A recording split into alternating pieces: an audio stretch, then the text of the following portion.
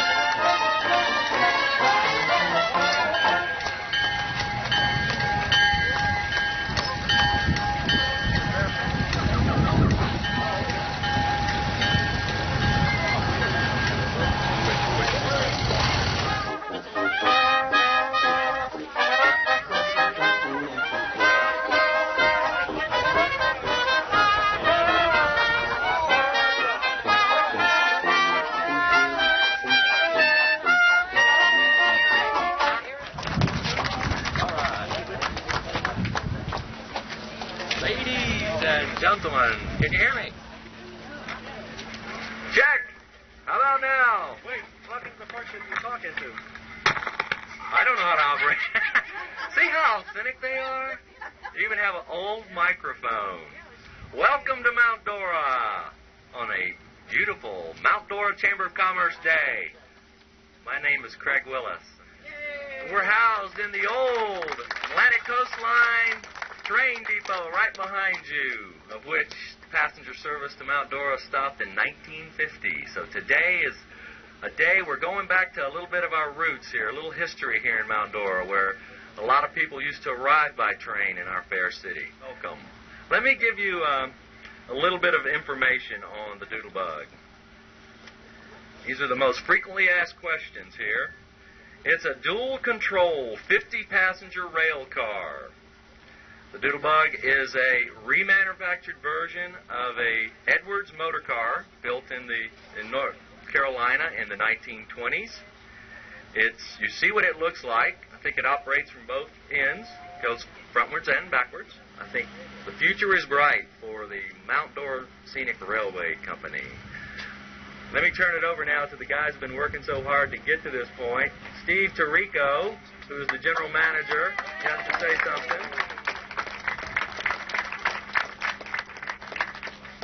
Well, I guess I just want to say thank you very much, and I see a lot of faces of people that I've known for many years, and here it is, my dream.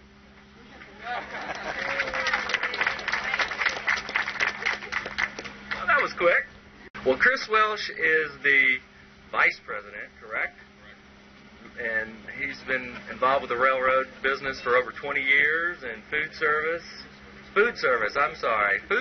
for over 20 years. Let Chris come up here and say a few words. We're going to be doing this all day, I can see. I think everybody that's left is, well, no, actually, I'll drop it back down for you, Craig, when I'm done. Just move it back to the curb. I, too, would just like to thank everybody for turning out today. It's a great turnout, beautiful day. This has been a long time coming. It's been a big dream of Steve and myself for well over a year now. And to be honest with you, there were some times where we didn't think that it was ever really going to come to fruition. And yet, as you can see, here it is.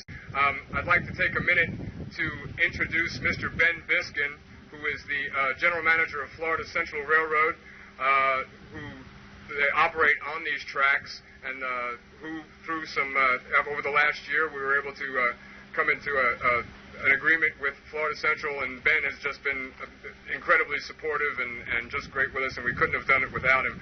Mr. Ben Biskin.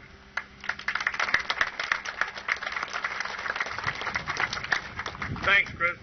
I just want to give those two fellows that I've known for some time now and worked with some words of encouragement. The easy part is over. I know it's been a credulous task for them. Just dealing with the railroad in itself is sometimes difficult, but Steve kind of had an inside track, and with no pun intended. The other thing, I think that this operation here, much like the success of the Florida Central Railroad, has been one block at a time. I think they've laid a good foundation. We look forward to working with them to increase their length of haul and the opportunities between these three towns initially, and go from there. We think that it's got a great opportunity, and it also promotes railroading in general, and that in itself is, as far as I'm concerned, is one of the assets that this Mount Dora, Tavares and Eustis Railroad Company, as it's officially known, brings to the table. And therefore, I don't want to hold this gala event up any longer. I welcome Steve and Chris to our fraternity, which gets smaller by the year but gets closer. Welcome to the railroading.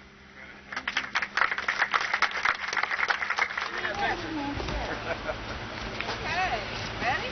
Yeah, go. Yes.